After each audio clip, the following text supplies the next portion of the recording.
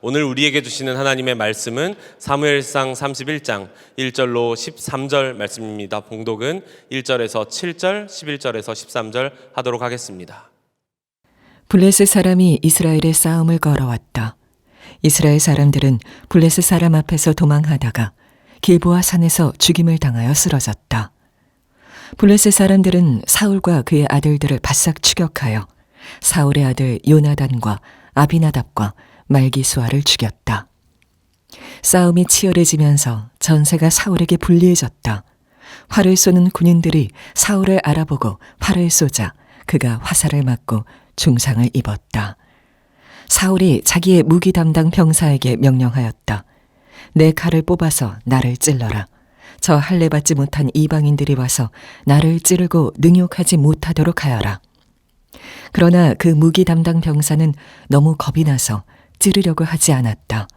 그러자 사울은 자기의 칼을 뽑아서 그 위에 엎어졌다. 그 무기 담당 병사는 사울이 죽는 것을 보고 자기도 자기의 칼을 뽑아 그 위에 엎어져서 사울과 함께 죽었다. 사울과 그의 세 아들과 사울의 무기 담당 병사가 이렇게 죽었다. 사울의 부하도 그날 다 함께 죽었다. 골짜기 건너편과 요단강 건너편에 살던 이스라엘 사람들은 이스라엘 군인들이 도망친 것과 사울과 그의 아들들이 죽은 것을 보고 살던 성읍들을 버리고 도망쳤다. 그래서 블레셋 사람이 여러 성읍으로 들어와서 거기에서 살았다. 길르앗 야베스의 주민들은 블레셋 사람들이 사울에게 한 일을 전해 들었다. 그래서 그들의 용사들이 모두 나서서 밤새도록 걸어 벳산까지 가서 사울의 주검과 그 아들들의 시체를 성벽에서 내려가지고 야베스로 돌아와 그 주검을 모두 거기에서 화장하고 그들의 뼈를 거두어다가 야베스에 있는 에셀나무 아래에 묻고 이레 동안 금식하였다.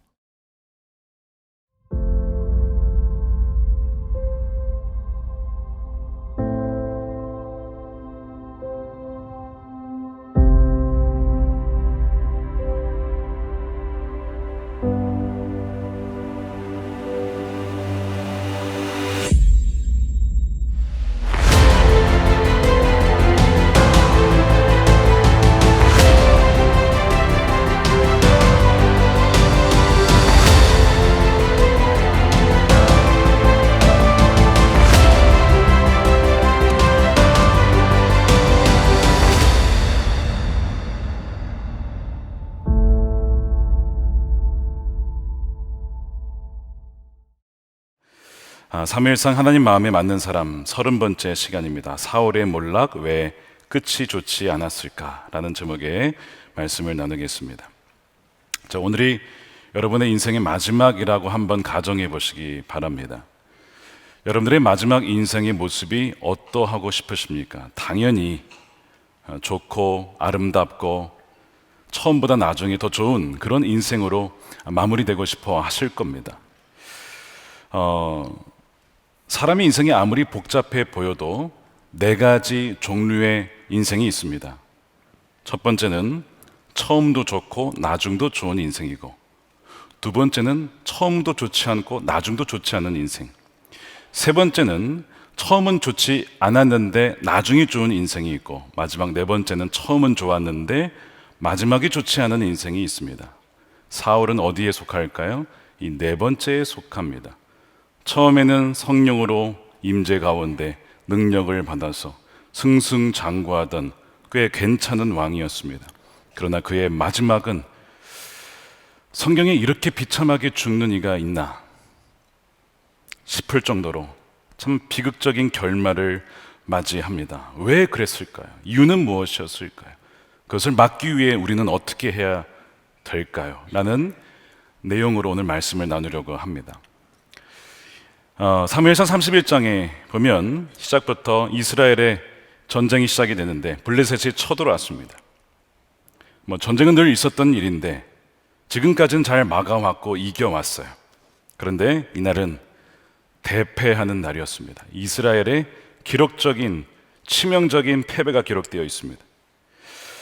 이스라엘이 길보아 산에서 결국 후퇴를 하다가 이 길보아 산에서 전멸을 당합니다. 먼저 사울의 아들 요나단, 다윗의 영혼의 소울 프렌드라고 할 수 있는 요나단이 치열하게 싸우다가 그가 먼저 전사를 합니다. 그리고 사울의 나머지 아들이죠, 아비나답, 말기수아, 즉 사울의 세 아들이 전사를 해요. 전세가 불리한 것을 안 사울이 블레셋이 나를 능욕할 것이다 라는 것을 직감하고 무기든 병사에게 나를 죽이라고 하죠.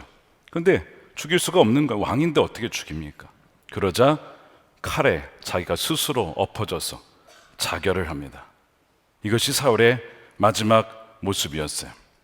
이 패배는 두 세대 전에 에벤에셀이라고 하는 지역에서 언약궤를 빼앗기면서 엘리의 아들들이 죽었던 그 치욕적인 그 패배 못지 않은 패배였고 버금가는 국가적 재앙이었습니다. 어쩌보면 유례 없는 패배입니다.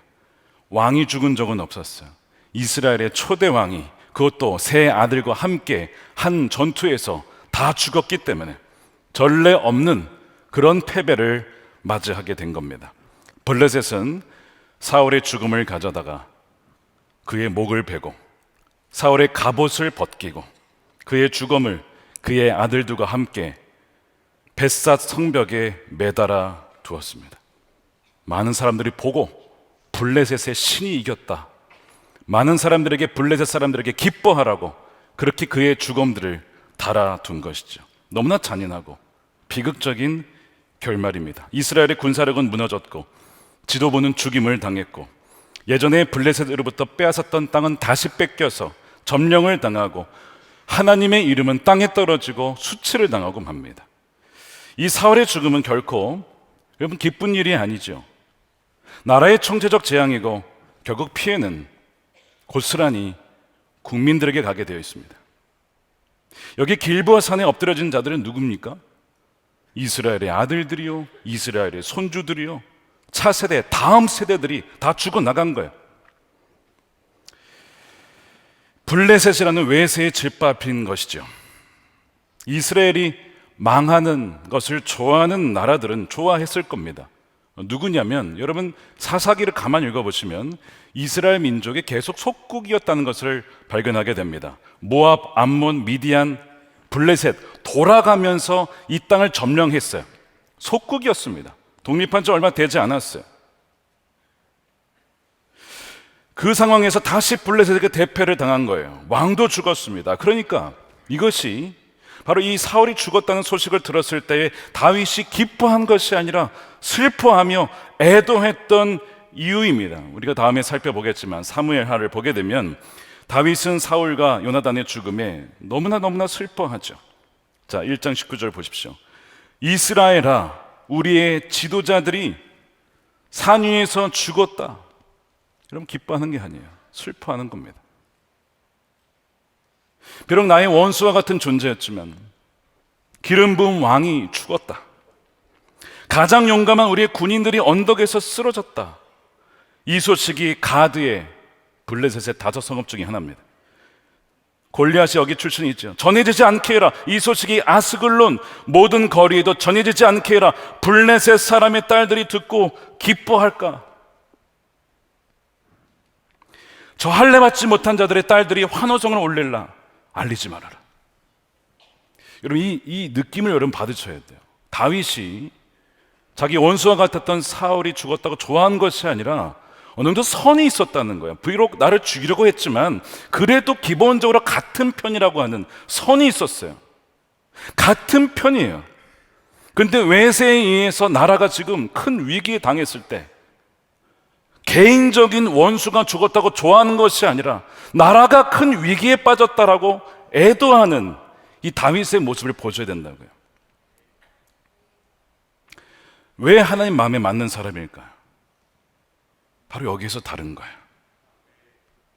대부분은 야, 꼴 좋다, 거 봐라, 결국 저렇게 되는구나, 박수 치면서 웃으면서 뭐 그랬을 거라고요. 근데 개인적인 원한은 다 제껴두고 하나님 세우신 왕이 죽었다, 우리의 용사들이 언덕에서 쓰러졌다, 국가적인 애도를 표하는 것이죠.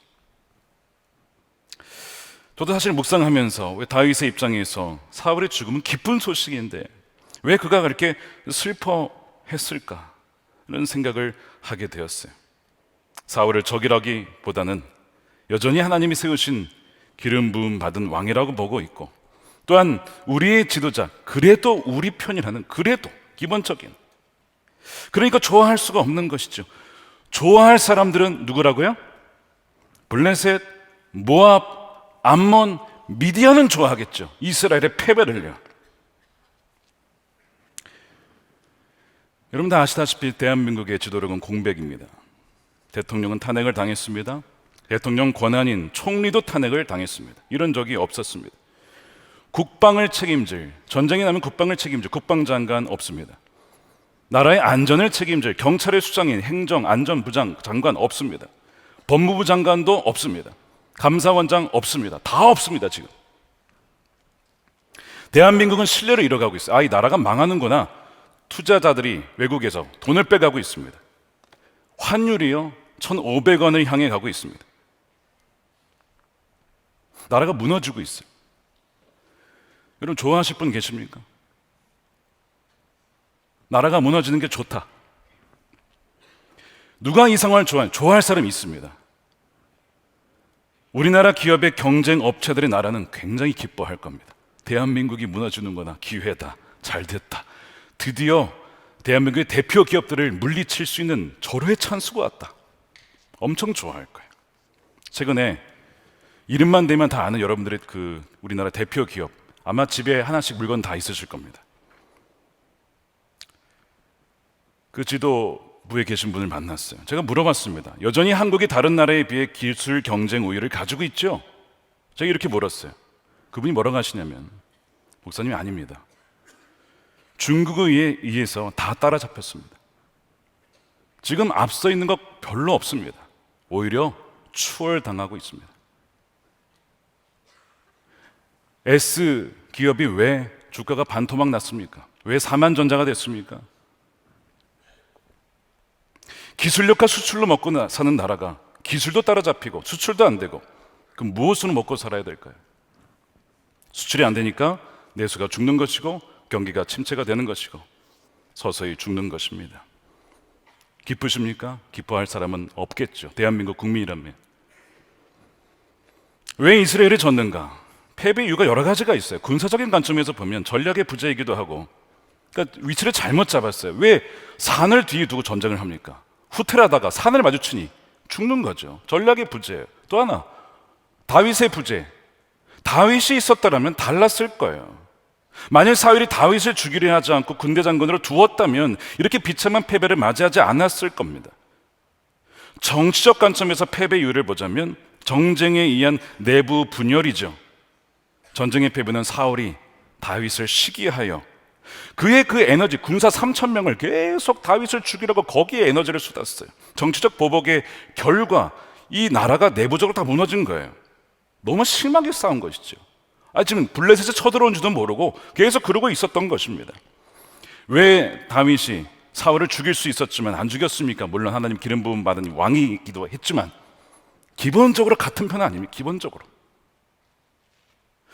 그래서 죽이지 않았던 것인데, 어쨌든 내부에는 내부 분열 때문에, 정쟁 때문에 나라가 무너지게 된 겁니다. 원팀이었다면 블레셋이 문제였겠습니까? 모압이 문제였겠습니까? 미디안이 문제였겠습니까? 이스라엘의 패배에는 영적인 이유가 있었어요. 두세 대 전에 있었던 에베네셀 전투 패배한 이유와 동일합니다. 그때 왜 졌습니까?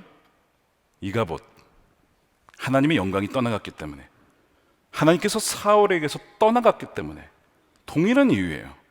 사무엘상 16장 14절입니다. 사울에게는 주님의 영이 떠났고 그 대신에 주님께서 보내신 악한 영이 사울을 괴롭혔다. 성경이 말하는 최고의 복은 무엇이냐면 임마누엘입니다. 하나님이 우리와 함께 하신다. 하나님이 우리와 함께 하시는 하나님이다. 여러분, 이것보다 더한 복은 없는 거예요.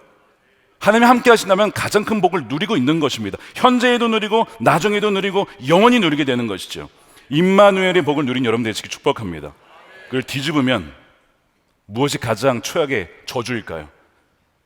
그분의 임재를 잃어버리는 겁니다. 더 최악은 임재를 잃어버렸는지도 모르고 살아가는 겁니다. 바로 사울이 그러했어요. 그래서 성경은 뭐라고 하냐면 확인해 보라는 거예요. 고린도서 13장 5절이죠. 너희는 믿음 안에 있는가 너희 자신을 테스트해 보라는 거예요. 시험해 봐라. 너희 자신을 확증하라. 예수 그리스도께서 너희 안에 계신 줄을 너희가 스스로 알지 못하느냐? 그렇지 않으면 너희는 버림받은 자니라. 내가 정말 주님을 믿고 믿는다면 주의 말씀에 순종할 것이고 순종함으로써 나의 믿음이 확증이 될 거예요. 이것을 계속 하라는 거잖아요. 한 번 하는 것이 아니라 계속 날마다 자신을 시험해보고 확증해봐라. 정기적으로 점검해 보아라. 여러분 안에 주님이 계십니까? 다시 한번 물을게요. 여러분 안에 주님이 계십니까? 하나님이 영이 사울을 떠난 이유가 무엇일까요? 완벽하지 않아서인가요? 아니에요. 여러분, 완벽한 사람은 어디 있습니까? 저를 포함해서 다 허물이 있고 연약함이 있고, 그런 조건을 따지면 여러분 설 수 있는 사람은 아무도 없습니다. 저도 이 자리에 서질 못하는 사람이에요. 다윗도 완벽하지 않았어요. 그도 넘어지고 자빠지고 나중에 또 넘어집니다. 하나님은 완벽한 사람을 찾는 게 아니에요. 어차피 그런 사람은 없어요. 완벽하지 않지만 그러나 주님과 함께 끝까지 완주하는 사람, 주님만 붙잡는 사람, 그 사람을 찾는 것이거든요. 사울의 문제는 블레셋도 아니고 모압도 아니고 골리앗과 같은 대단한 어떤 장수가 있어서도 아니었습니다. 군사력이 약했던 것도 아니었고 전쟁의 승리는 하나님께 달려있기 때문에 사울의 문제는 사실 사울 내면에 있었어요. 내부에 있었습니다. 그가 하나님을 떠난 거예요. 역대상에 보면 성경은 왜 사울이 비극적인 결말을 맞이했고 몰락했는지 아주 명확하게 이견이 없이 분명히 제시하고 있어요. 여러분 기억하셔야 됩니다. 그 이유가 무엇이냐? 사울은 주님께 신실하지 못했다, 이겁니다. 번역은 이렇게 돼 있어요. 사울은 주님을 배신했다라고 했는데 역대상 10장 13절입니다. 사울이 주님을 배신하였기 때문에, 영어로는 unfaithful이라고 돼 있죠. 그래서 죽었대요. 그럼 뭐가 배신한 것이냐, 뭐가 신실하지 않은 거냐를 두 가지로 얘기합니다. 첫 번째, 주님의 말씀을 지키지 않았다. 두 번째, 점쟁이와 상의하며 점쟁이의 지도를 받았다는 거. 이게 외도의 증거라고 하는 거예요. 그랬기 때문에 주님께 지도를 받으려 하지 않았다는 것이죠. 충격적인 이야기는 그래서 주님께서 그를 어떻게 했다고요? 죽이셨대요. 누가 죽이셨어요? 아까 자살했다 그랬는데? 그 모든 상황들, 주님께서 그를 죽이셨다는, 그의 나라를 이세 아들 다윗에게 넘기셨대요. 맡기셨대요. 여러분, 이 배신했다라는 이 unfaithful이라는 단어는 성경에서 언제 쓰이냐면 외도할 때, 바람필 때 쓰는 단어입니다. 배우자에게 신실하지 못했다는 것은 처음에 결혼 언약할 때 서로만을 사랑하기로 약속했는데 그걸 지키지 않고 다른 남자 만났다 이거예요. 다른 여자 만났다는 것입니다. 주님은 그렇게 본 거예요. 누구를? 사울을. 사울이 주님을 놔두고 다른 무엇인가를 의지했다고 본 것입니다. 근데 이게 한 번이었다, 이게 아니에요. 한 번 그랬다 할 수 있어요. 회개해야죠. 그럼 돌이킬 수 있잖아요. 그럼 용서받을 수 있잖아요. 근데 이 unfaithful이라고 하는 이 신실하지 못했다 형용사입니다. 그의 전반적인 성향과 방향성이 계속 그렇게 주를 돌아서서 다른 것을 기웃거렸던 성향을 가지고 있었던 것입니다. 그래서 주님께서 그를 죽이셨다라고 너무나 통렬한 말씀이 기록된 것이죠.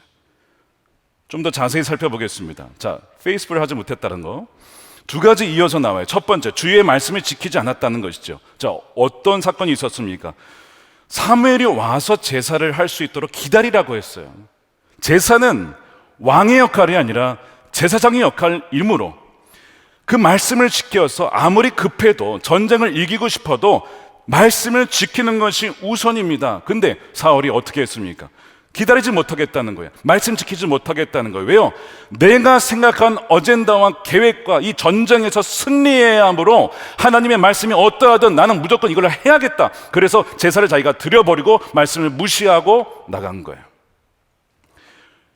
왕이라도 넘지 말아야 될 선이 있었어요. 그것이 바로 하나님의 말씀입니다. 선악과 먹지 말아라. 단지 과일에 대한 이슈가 아니라 말씀을 순종하냐, 내 권위 안에 들어오느냐 아니냐의 그 문제거든요.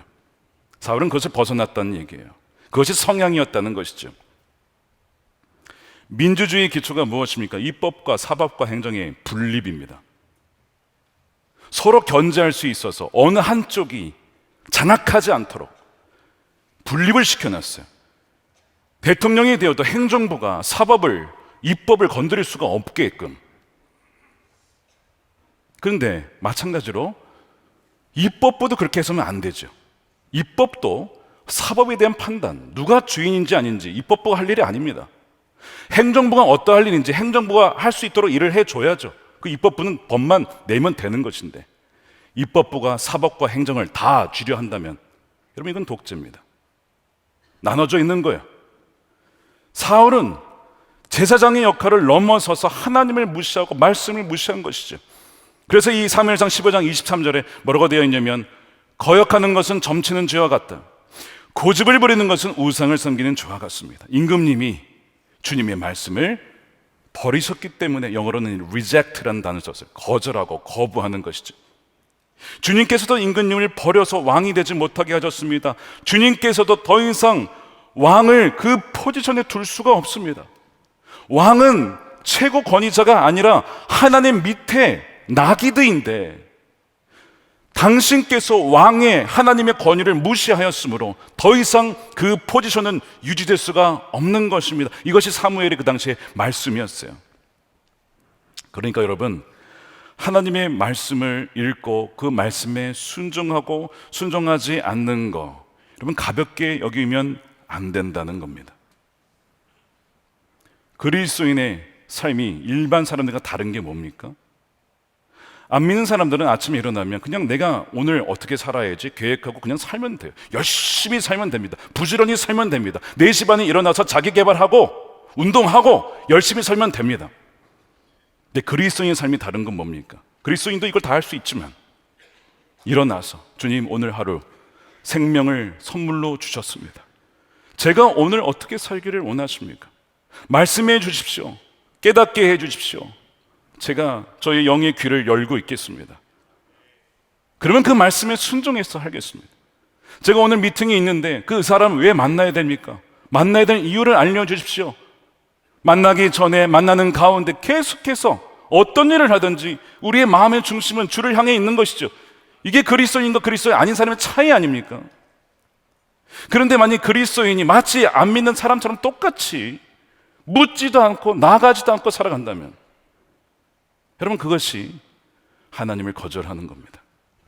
그것이 한두 번이 아니라 그것이 일반 라이프 스타일이라고 한다면 여러분 그것은 사울과 같은 모습이에요. 그래서 예수동행 기초에 있어서 우리가 말씀 묵상을 강조하는 이유가 여기에 있어요. 하나님이 무엇을 기뻐하시고 하나님 무엇을 원하시고 하나님의 뜻은 무엇인지 하나님께서 미워하시고 하나님께서 정말 싫어하시는 것이 무엇인지 알아야 되잖아요. 여러분 배우자가 뭘 좋아하고 싫어하는지 아십니까? 어떤 음식 좋아하고 싫어하는지 아십니까? 싫어하는데 알면서도 그 음식점 가시겠어요? 안 가죠. 사랑한다면 그렇게 하지 않을 겁니다. 그런데 주님이 싫어하신 것을 알면서도 고의적으로 의도적으로 그렇게 한다면 어찌 그 사람이 그리스도인이라고 할 수가 있겠습니까? 그러니까 우리가 주를 알기에 힘써야죠. 여러분 뜻을 다해 주님을 사랑하는 것은 바로 그런 거예요. 하나님은 어떤 분이신지 하나님이 사랑하는 것을 나도 사랑하기를 원하고 주님이 보는 것을 나도 보기를 원하고 주님이 사랑하는 자를 저도 사랑하기를 원합니다. 그 마음을 가지고 살아가는 것이 그리스도인 아닙니까? 그래서 이 말씀을 통해서 주님을 알아야 예수님과 동행할 수도 있는 거잖아요. 그래서 우리가 말씀을 보자는 것이고 묵상하자는 것이고 새해가 시작이 되면 2025년 1월부터 창세기가 시작이 돼요. 너무 좋은 시작이죠. 아, 나 지금까지 말씀 묵상 못했고 나 통독 못했는데 그러신 분들은 절호의 찬스 창세기부터 통독과 또한 말씀 함께 본문이 시작이 돼요. 청소년과 아이들까지 본문이 다 통합이 되어 있어. 함께 예배하고 가정 예배할 때 대화가 되니까 얼마나 좋은지. 새해에 말씀으로 주님과 동행하는 여러분 되시길 축복합니다. 말씀이 이렇게 중요한 거예요. 주의 말씀이 지키지 않는 것을 가벼이 여기지 마십시오. 두 번째, 무엇을 신실하지 않다라고 보았는가? 너무나 뼈아픈 부분입니다. 점쟁이와 상의하고 지도를 받았다는 점입니다. 그래서 주님께 묻지 않았다는 거예요. 자, 13절을 우리말 성경으로 보겠습니다. 그는 여호와의 말씀을 지키지 않았을 뿐 아니라, 이게 첫 번째 이유였어요. 두 번째, 무당에게 찾아가 도움을 구하고 그래서 여호와께 묻지 않았어요. 아, 여호와께 묻지 않는 거를 주님은 그렇게 여기시는구나. 여호와께 묻지 않으면 다른 자에게 묻겠죠. 무당을 찾아갔대요. 다른 것을 의지했다는 것입니다. 이게 신실하지 못한 거예요. 이 장면이 어디 나오냐면 사무엘상 28장 7절에 나옵니다. 사울은 자기 신하들에게 명령하기를 망령을 불러오리는 여자 무당, 우리말 성경에는 신이 내린 여자, 신내림 받은 여자를 찾아라. 내가 그 여인을 찾아가서 뭐 하겠다? 물어보겠다. 내 인생이 어떻게 될 것인지, 내가 이 전쟁에서 이길지 질지를 거기에 물어보고 전쟁에 나가겠대요. 지금까지 하나님이 사울을 40년간 기다려 왔습니다. 40년. 연약해도 회개하고 돌아올 수 있도록 40년이나 기다려 주셨어요. 근데 마지막까지도 주님께 나가지 않고 무당을 찾아가는 사울을 보며 하나님 얼마나 마음이 아프셨을까? 이것이 비극이에요. 지도자의 범죄는 일반 백성의 범죄와 다 같지 않습니다. 지도자의 범죄는 온 국민들에게 미치게 되어 있어요. 담임 목사가 죄를 지으면 온 성도들에게 미치게 되어 있는 거예요. 그러니까 사단은 계속해서 지도자들이 넘어지기를 온갖 전략과 방법과 불화살을 통해서 쓰러뜨리려고 하는 것입니다. 외세가 쳐들어와 이스라엘을 파멸시키고 찬탈할 빌미를 준 거예요, 이 사울이. 하나님 미워하시는 것이 뭡니까? 여러 가지가 있는데 신접한 자 찾아가는 것을 싫어하십니다. 여러분, 신명기 말씀의 첫 번째가 뭐예요? 나 외에 다른 신을 섬기지 말아라. 우상 만들지 말아라. 다 이 내용이잖아요. 근데 이 무당을 찾아가요? 우상을 섬겨요? 신명기 18장 10절에 당신들 가운데 자기 아들이나 딸을 불 가운데 지나가게 하는 사람과 점쟁이와 복술과 요술객과 무당과 주문을 외우는 사람과 귀신을 불러 물어보는 사람과 박수와 혼백에게 물어보는 사람이 있어서는 안 됩니다. 당신들은 누굽니까? 하나님을 믿는 백성이라면, 진짜 크리스천이라면 이런 사람이 있어서는 안 된다고 하나님께서 모세를 통해 말씀하시잖아요. 이런 일을 하는 사람 모두 주님께서 미워하십니다. 주 당신들의 하나님은 이런 역겨운 일 때문에 당신들 앞에서 그들을 몰아내시는 겁니다. 사울이 잘한 일이 하나 있어요. 무당들을 다 쫓아냈어요, 나라에. 근데 남아있는 무당이 있었어요. 그래서 그 여자 무당을 찾아내라는 거예요. 하나님이 모르시는 것 같아 다 알고 있어요. 사울이 누구를 찾아갔고 누구를 의지했는지. 3년 전 통계인데 2021년에 10대에서 30대 크리스천 청년들에게 점을 본 적이 있느냐라고 물어봤을 때 절반이 봤답니다. 절반이 본 적이 있대요. 왜 봤느냐라고 물어봤을 때 단순한 재미로 봤다가 63%예요. 굉장히 많은 부분이죠. 뭐 재미로 본 겁니다. 미래에 대한 염려 때문에 봤다는 것은 한 11%밖에 되지 않았어요. 기독교인은 점을 보면 안 됩니까? 안 됩니다 라고 답한 비율이 또 50%예요. 재미를 봤으니까 괜찮은 거 아닙니까? 라고 얘기를 하는데 문제는 무엇이냐면 점의 결과가 당신에게 영향을 줍니까? 라는 질문에 60%가 줍니다라고 답했어요.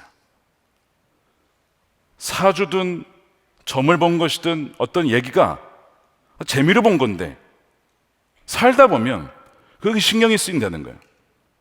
그때 그런 얘기를 했었지. 거기 자꾸 매이는 거예요. 그거를 어떻게 하려면 그 다음에 이걸 하셔야 됩니다. 이걸 하려면 그 다음에 이거 계속 연결되게 만들어놨어요. 26년간 무속인으로 살다가 2017년에 예수를 만나서 거듭난 심선미라고 하는 성도님이 계세요. 다니엘 기도에 간증하셨죠. 자기가 전 무당인으로서 자기 고객의 과거에 20%가 크리스천이었답니다. 5명 중에 1명. 저희 교회는 없으시죠? 통계상 20%인데 저는 없으리라 믿습니다. 아닌가요? 없으리라 믿습니다. 20%가 크리스천이었대. 그럼 왜 크리스천이 무속신앙에 와서 빠지냐? 물어봤더니 그분이 그러는 거예요. 죄송하게도 하나님을 제대로 믿지 못하기 때문에 불투명한 미래에 대해서 빨리 알고 싶어서 찾아온다는 거예요. 하나님이 능력이 없어서 해결을 못하니까 다른 신에게 해결받기 위해 무속인을 찾아온답니다. 근데 이 점을 보고 나면 양심에 찔리는지 이렇게 한대요. 회개하면 되지 뭐. 회개를 한답니다. 다시는 점을 보지 말아야겠다. 그래 놓고서 다시 온다는 거예요. 이게 반복이랍니다. 그러면서 이분이 간절히 전 무당으로서 당부하시기를 잘 들어보세요. 이런 얘기를 하셨습니다. 점을 보는 것은 돈을 주고 사망을 사는 길입니다. 돈을 주고 죽음을 사는 거라고요. 이게 사울이 한 일이에요. 사울이. 그리고 이것이 우리에게도 일어날 수도 있는 일이에요. 왜 그런가? 여러분, 점집을 가지 않아도 아까 사무엘의 말 중에 이런 말이 있었습니다. 뭐라고 돼 있었냐면 23절에 거역하는 것은 곧 점을 치는 자와 같습니다. 뭘 거역한다는 거예요? 하나님의 뜻을, 하나님의 말씀을, 하나님의 의도를. 내 이웃을 내 몸과 같이 사랑하라. 하나님을 마음과 뜻과 목숨을 다해 사랑하라. 우리가 알잖아요. 우리가 다 안다고요. 근데 그것을 거역합니다. 이기적으로 살아갑니다. 탐욕스럽게 살아갑니다. 나누지 않습니다. 알고도 거역하는 건 뭐라고요? 점치는 거예요.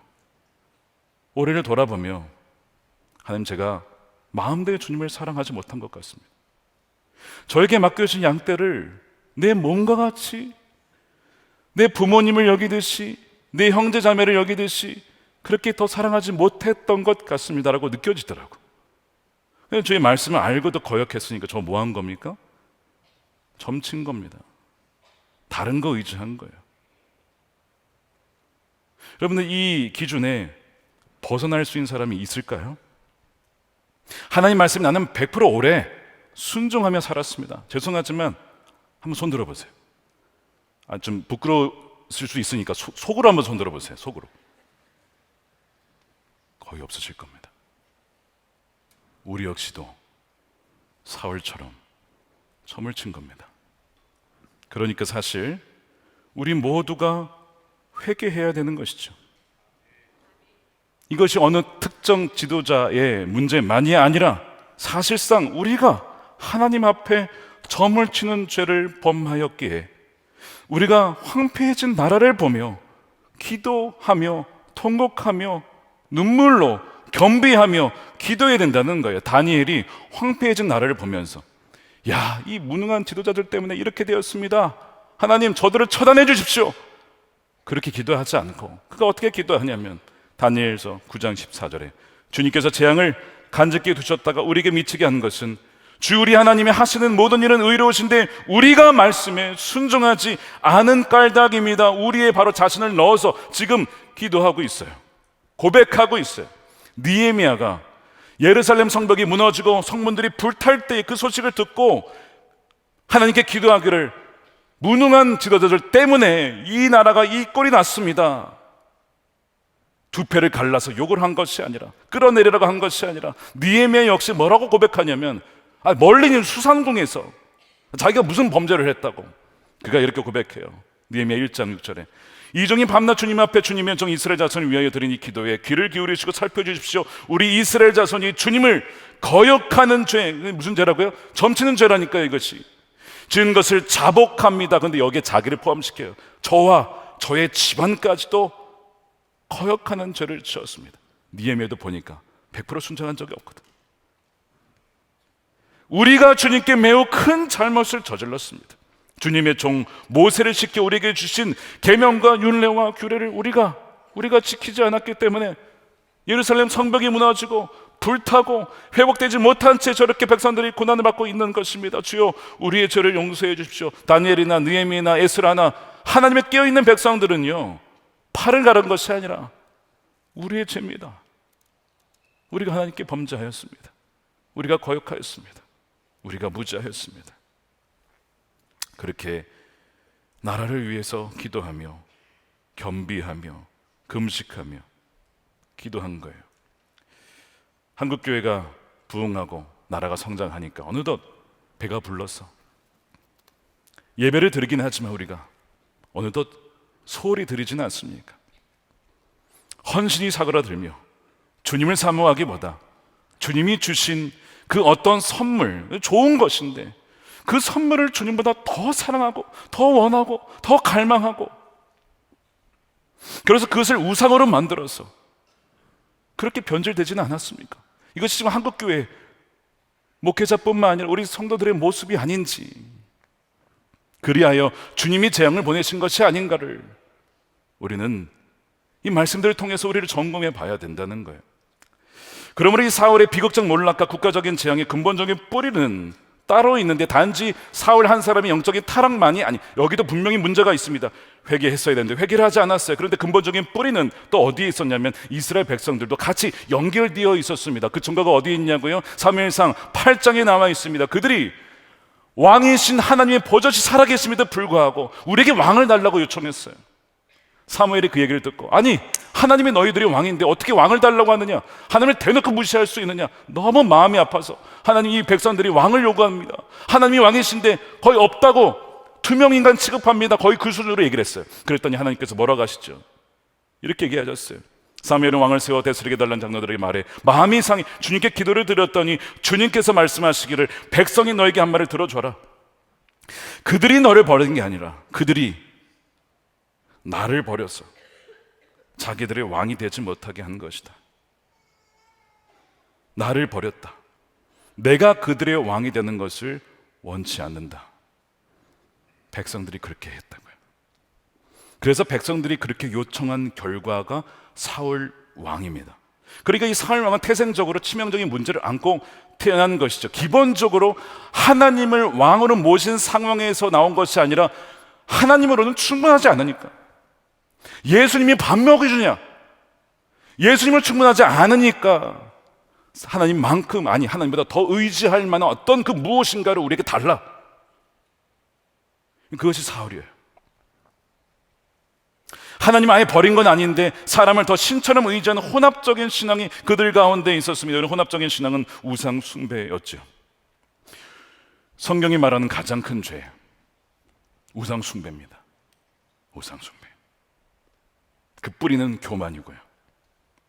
우상 숭배의 결과는 그들이 원했던 왕과 그 모든 군대의 전멸입니다. 항상 결과는 동일해요. 바벨론 포로로 끌려간 그 유배 상황 보십시오. 예레미야 선지자가 왜 이 바벨론 상황이 이렇게 벌어지게 되었느냐, 나라를 왜 하나님께서 바벨론에게 넘겨주셨냐, 나라가 약해서가 아니고 그들의 우상 숭배 때문이라고 말씀하셨어요. 예레미야 2장 5절이죠. 나 주가 말한다. 너희의 조상이 나에게 무슨 업무를 발견했기에 나에게서 멀리 떠나가서 헛된 우상을 쫓아다니며 unfaithful, 신실하지 못했다는 것이죠. 자신들도 허무하게 되었느냐. 13절에 나의 백성이 두 가지 악을 저질렀는데 하나는 생수의 근원 대신 나를 버린 것이고 또 하나는 전혀 물이 고이지 않는 물이 새는 웅덩이를 파서 거기에 샘으로 삼은 것이다. 아, 이 샘이 나를 먹여 살릴 줄 알았는데 다 보내 거기 다 깨지고 새고 다 썩어 없어지는 것들을 의지하고 있었어요. 이것이 바벨론 포로의 이유라고 하는 거예요. 그러니까 여러분, 우리가 새해 금식해야 되는 이유가 무엇입니까? 이 대한민국의 어려움과 재앙은 믿는 우리가 하나님을 온전히 섬기지 못하고 우상을 숭배하고 하나님보다 사람을, 돈을, 쾌락을 더 사랑하고 숭배했기 때문 아니겠습니까? 우리가 금식하는 가운데 남의 죄를 볼 것이 아니라 우리 안에 이미 들어와 있는 이 부패한 마음을 볼 수 있어야 된다는 것이죠. 그래서 하나님, 우리를 진정 용서해 주시고 우리를 진정 통치해 주십시오. 우리가 사실 주의 왕을 원한다고는 하지만 주의 말씀대로 살아가는 것을 우리는 참으로 싫어하는 마음이 고든 백성입니다. 오늘 본문의 후반부에 보면 참 인상적인 장면이 나와요. 이 사울의 죽음이 목이 잘리고 아들도 다 마찬가지. 성벽에 달려 있어요. 엘프레드 에더사임이라는 작가가 이 장면을 이렇게 문학적으로 묘사했습니다. 잘 들어보십시오. 이제 블레셋의 어두운 밤이 되었다. 사울과 그의 아들들의 머리 잘린 시신들은 아무도 돌보지 않는 가운데 독수리들과 자칼들의 울부짖음 속에 벳산의 벽에 걸려 바람에 따라 흔들리고 있었다.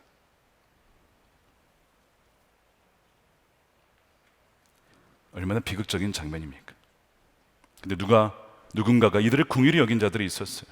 요단 동편에 있었던 길앗 사람들이 와서 밤새 와가지고 사울의 죽음과 그 아들들까지 시신을 내려가지고 야벳으로 돌아와 거기에서 화장을 하고 뼈를 거두어서 에셀 나무 아래에 묻고 장례를 치러주고 7일간 그들을 위해 금식을 합니다. 이들은 누구냐면 사울 왕 초기에 거의 이제 40년 전 이야기입니다.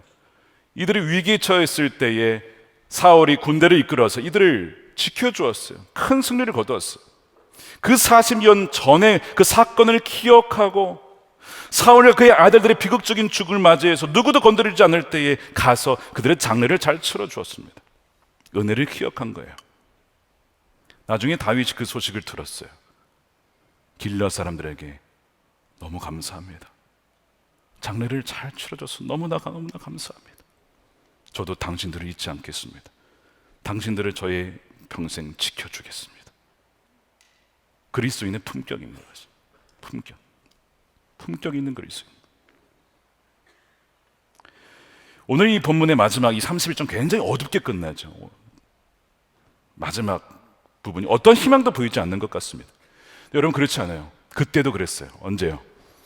예수님께서 골고다 언덕에서 십자가에서 비참하고 수치스러운 죽음을 달려 나무에 달려서 모든 사람들이 보는 앞에서 그분의 시신이 매달려 있을 때 바로 그때도 모든 희망은 다 사라졌고 무슨 희망이 있겠나 싶었습니다. 예수님은 하나님을 거역하고 고집스럽게 반역한 우리의 죄를 대신하여 비참하게 죽임을 당하셨습니다. 오늘 이 31장을 보면서 사울의 비참한 죽음과 그 시신이 걸려있는 그 모습을 보면서 누구를 상상하셔야 되냐면 다른 인물이 아니고 원래 우리가 그렇게 되었어야 될 모습이라는 겁니다. 왜요? 거역하고 고집스럽게 완악한 모습으로 우상 숭배한 죄의 결과가 그거라고 하는 거거든요. 우리가 그렇게 죽었어야 된다는 거예요.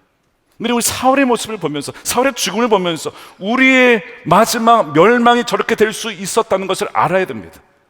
근데 여러분 이것이 나쁜 소식인데 기쁜 소식이 있어요. 복음이 있어요. 뭐가 복음입니까?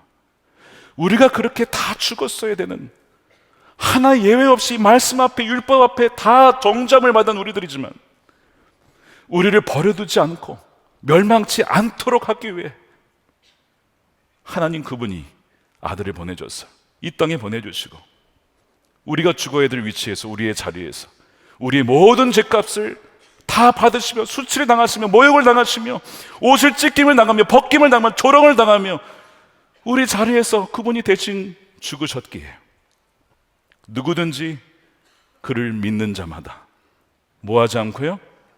멸망치 않고 그 다음에 영생을 얻게 하려 하심이라. 그럼 이것이 기쁜 소식이에요. 오늘 본문의 마지막은 너무나 어둡죠. 나쁜 소식 같지만 그렇구나.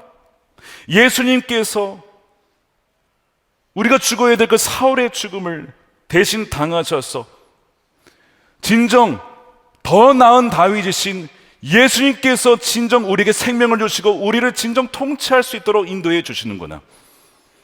우리가 이것을 믿고 기도하며 나아갈 때에 아무리 어두워 보여도, 아무리 나쁜 소식이 많아 보이고 들려도 결국에는 모든 것을 합력하여 선을 이루시는 하나님의 기쁜 소식이 우리 모두에게 들려지게 될 줄로 믿습니다. 오늘 우리 말씀을 돌아보면서 현재 국가적인 혼돈 가운데 있습니다. 그런데 오늘 이 복음의 놀라운 말씀을 붙잡고, 복음은 우리가 얼마나 흉악한 죄인인지를 알려주면서 동시에 우리가 얼마나 사랑받고 용납받는 존재인지를 말씀해 주는 것처럼, 이 어려운 상황 가운데서도 우리가 우리의 죄를 회개하며 고백하며 자복하며 겸비하며 나라를 위해서 함께 기도할 때에 결국에는 더 나은 다윗 되신 우리 주님께서 진정한 우리의 왕이 되시며 이 나라를 통치하셔서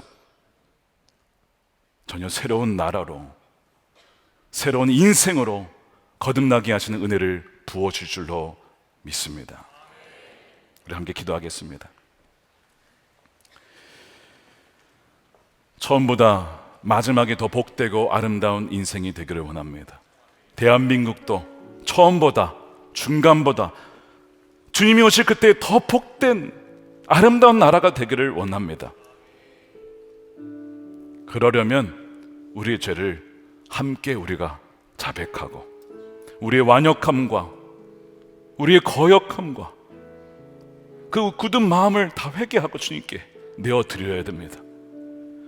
우리가 하나님 대신 엉뚱한 것을 구했습니다. 이 사울이라고 하는 왕의 뿌리는 사실 우리가 하나님을 버리고 다른 것을 구한 열매였던 것입니다. 주님께서 이 기도를 원하시는 거예요.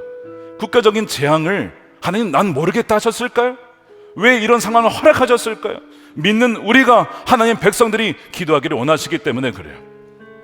이 시간 우리 함께 기도할 때에 주님, 우리의 죄를 용서하여 주시고 기도하지 못했음을, 완고했었음을, 우리가 점치는 죄를 범했음을 이 시간 고백하오니 주여 우리를 용서해 주시고 새롭게 하여 주시옵소서. 우리 함께 동성으로 기도하겠습니다. 살아계신 아버지 하나님 감사합니다. 주님, 우리를 불쌍히 여겨 주시옵소서.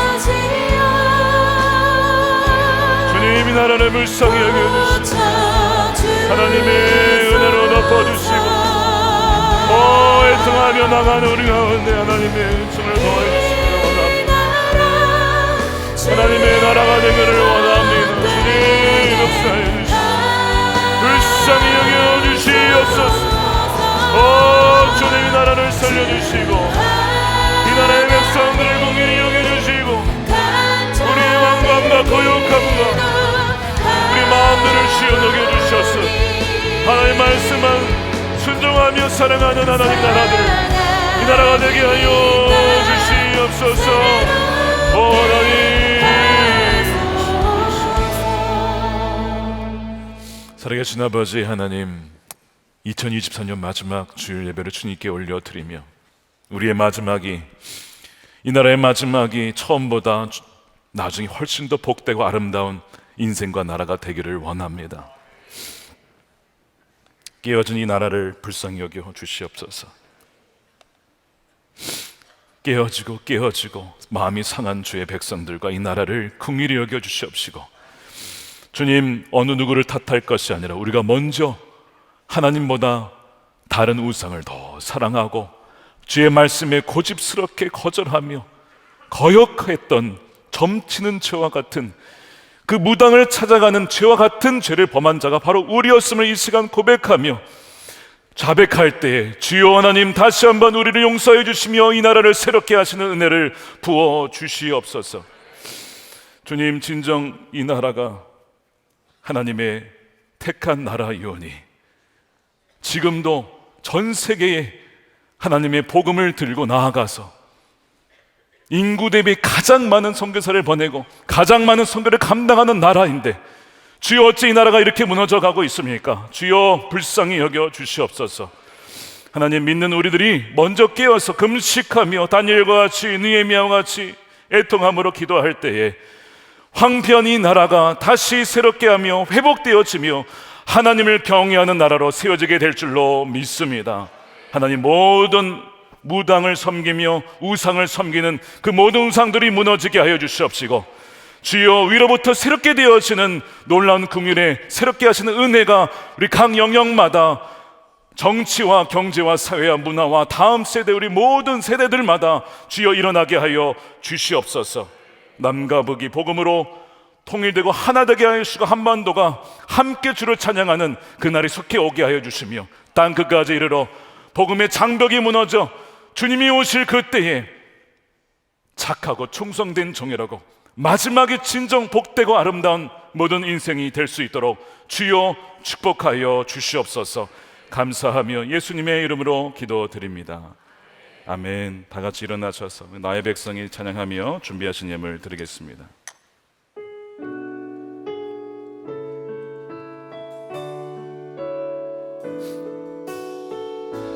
나의 백성이,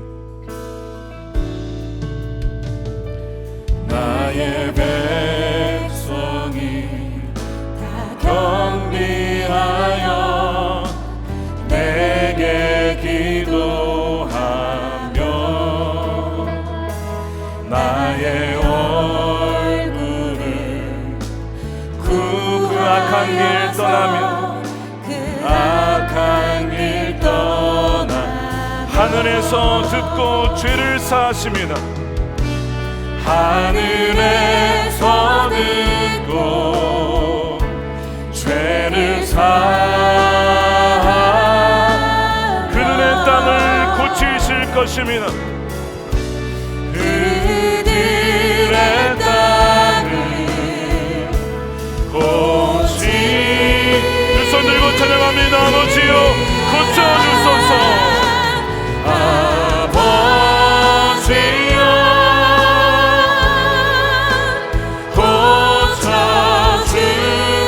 고쳐주소서.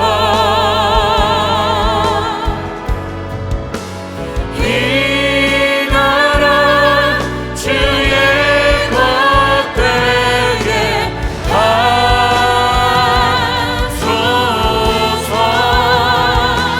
주 하나님 간절히 기도하사나니 땅 새롭게 하여 주옵소서.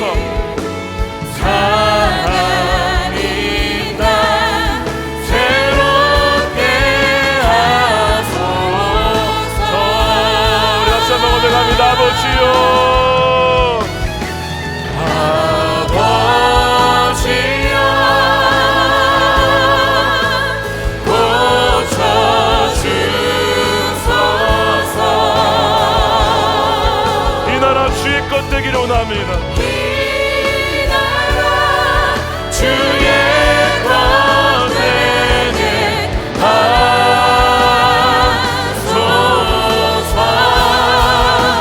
주 하나님 간절히 기도하오니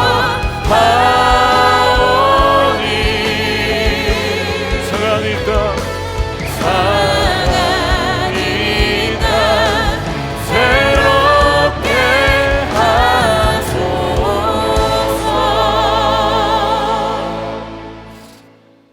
또 하겠습니다. 우리의 영원한 왕 되신 예수 그리스도의 크신 은혜와 아버지 하나님의 천량할 수 없는 사랑하심과 우리와 늘 함께 하시는 성령님의 감화감동 교통 내주하심이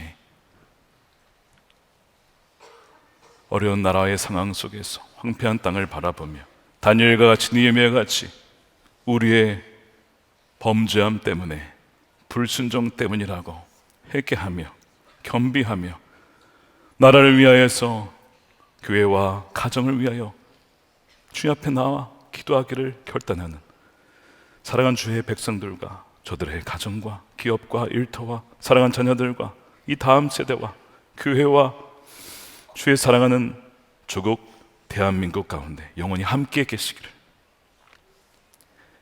간절히 축원하옵나이다.